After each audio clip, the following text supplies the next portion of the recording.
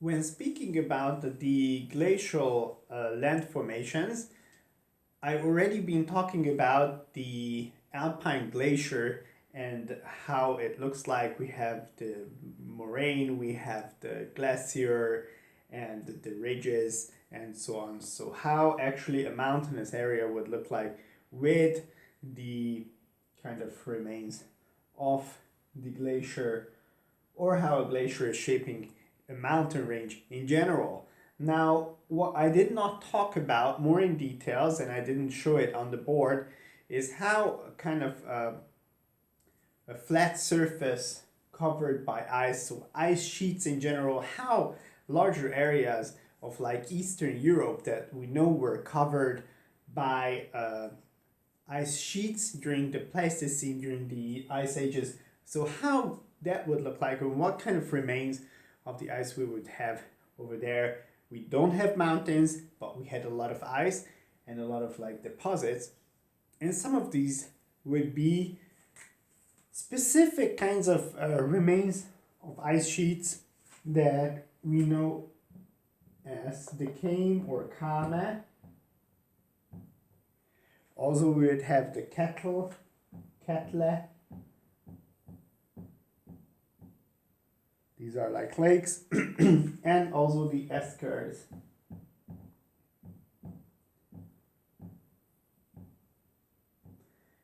And also drumlins I'm going to mention here.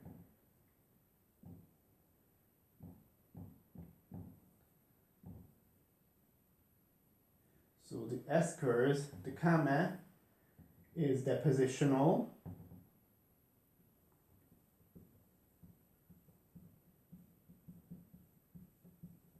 The kettle or the ketle is actually going to be a lake. So it's a kind of hollow. It's not a depositional kind of land formation that is made up of material, something like this. No, this is a hollow. This is a hole on the surface. The esker is also depositional.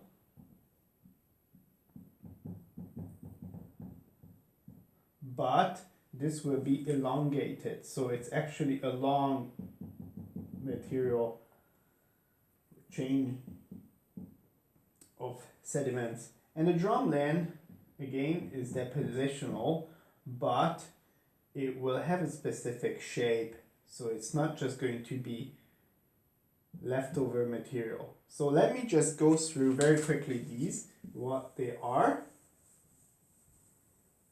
one by one. Esker, drumlin, and the kame and kettle. So the kame, kame, is a kind of material, kind of depositional material that today would look like a small little hill or such, a kind of mound or ridge, in other words. And how this was formed is that we had an ice sheet.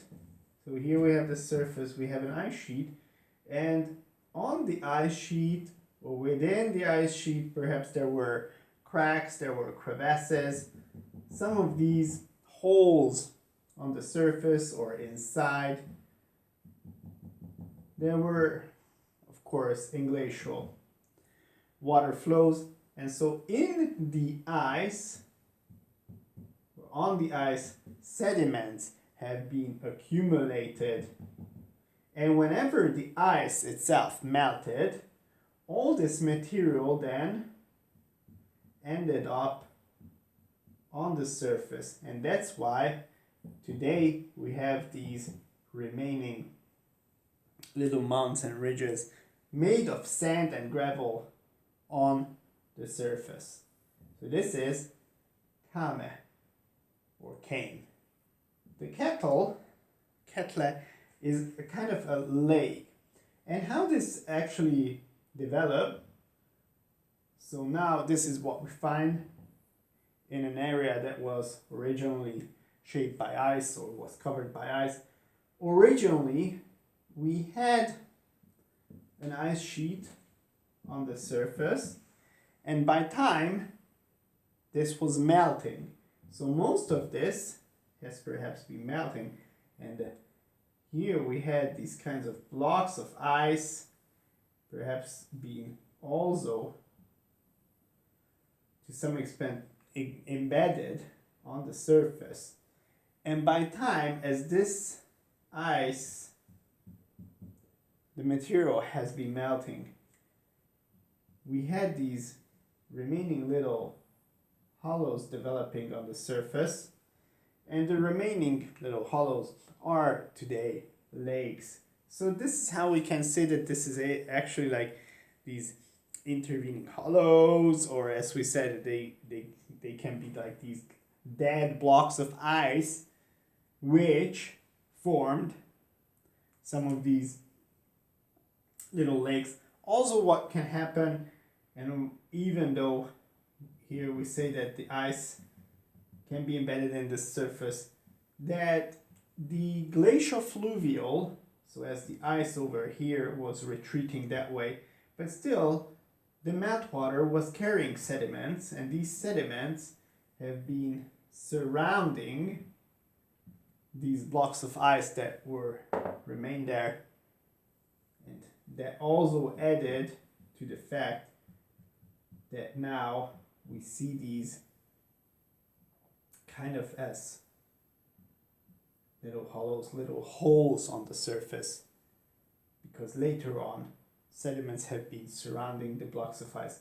So there are various different processes that can be involved, but the kettle is a negative formation, it's not positive.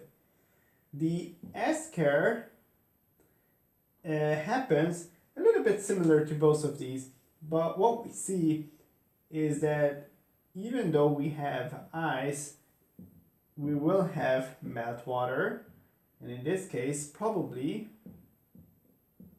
so this is ice and the surface. On the bottom of the ice, or in a connection between the surface of the ground and the ice in between, we had this flow of water which was carrying sediments, and these were deposited by time.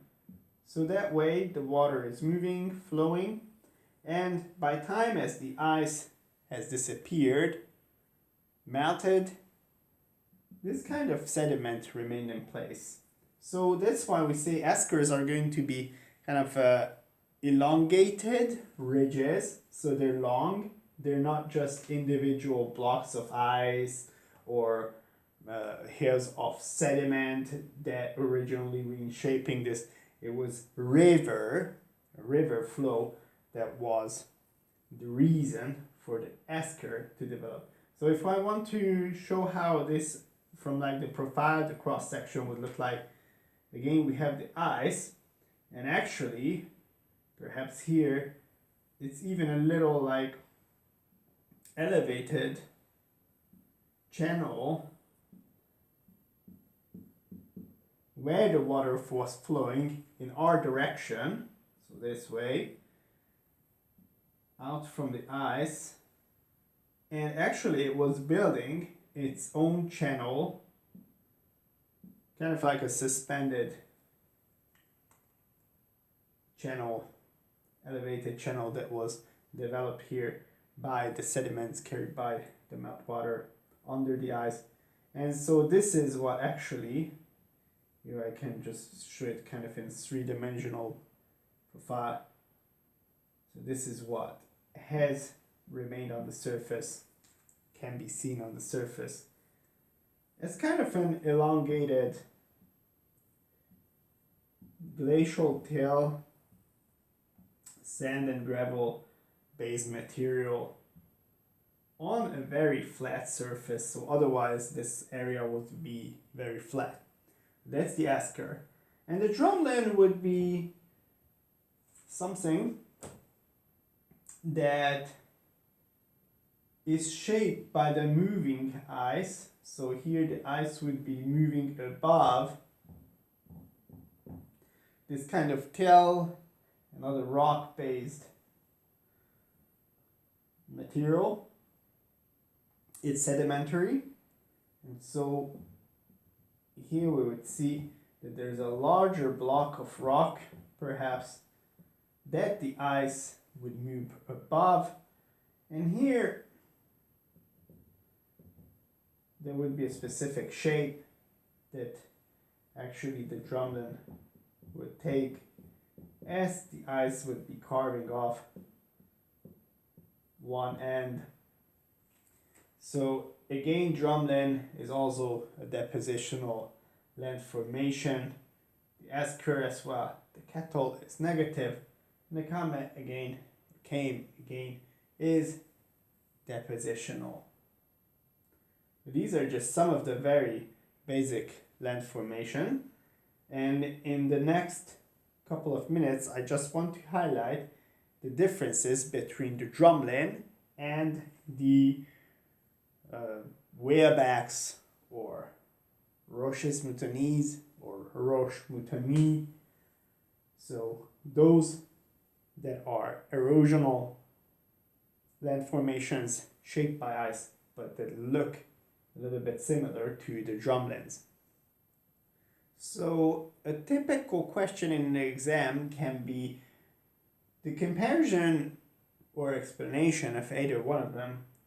So comparison between the roches moutonnées or roche moutonnées and the drumlin, because both of them would be shaped by ice and it would be this kind of shape of a material. So right away we can say that the roche moutonnées we know is going to be something erosional. It's the ice carving the material, the bedrock, while the drumlin is basically a depositional material of sediment. So roche moutonnées, erosional, and drumlin depositional.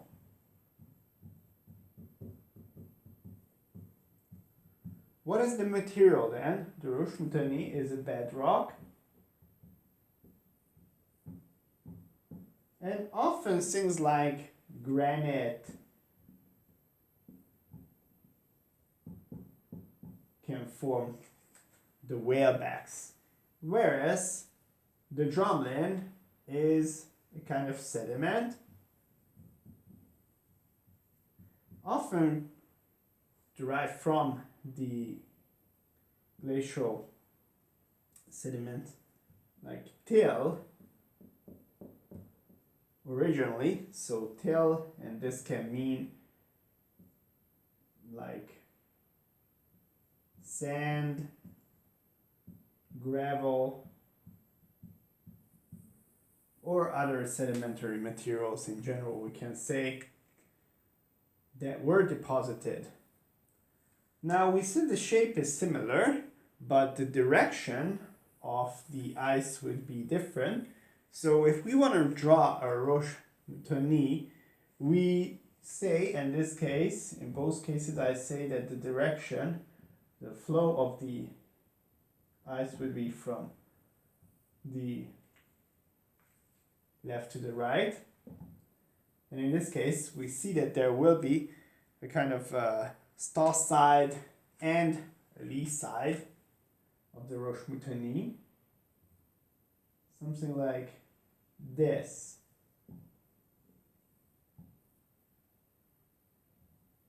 Stoss and lee. The Stoss side is the first side, basically. Here we said that the melting of the ice would happen because of the higher pressure, and that's why this is a finely carved, kind of smooth, shiny, soft surface above which the ice is moving as it is melting on the bottom, again because of the higher pressure. We'll find the crevices above it. We were talking about that as well. And also we know that the lee side is much steeper and actually rougher because this is where plucking would happen as the ice is refreezing.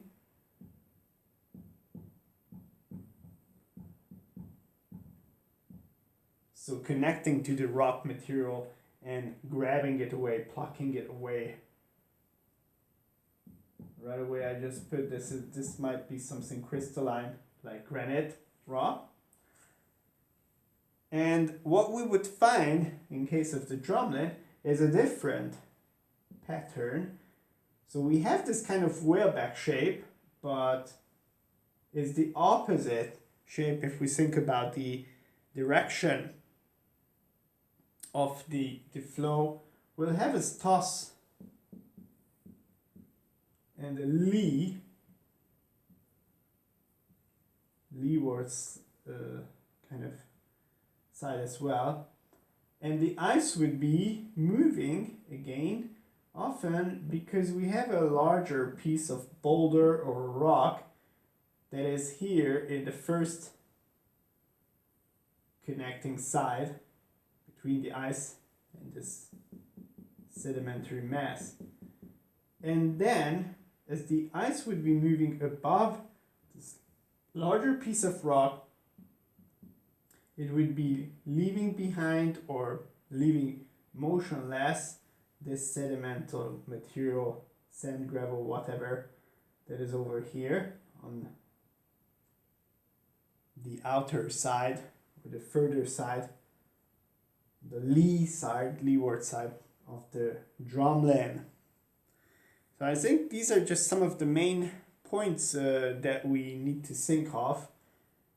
How roches moutonnies and the drumlins are in many ways going to be different, even though they have kind of a similar shape.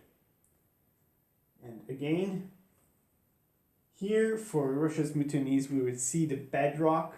So if it is not covered for any reason, it's really the surface, so we see it. But a drumlin would often be covered by soil, it would be covered by grass, by vegetation, just because of the fact that this is a kind of material that would become a parent of soil generation itself, so would help the development of soil on this kind of sandy, silty surface.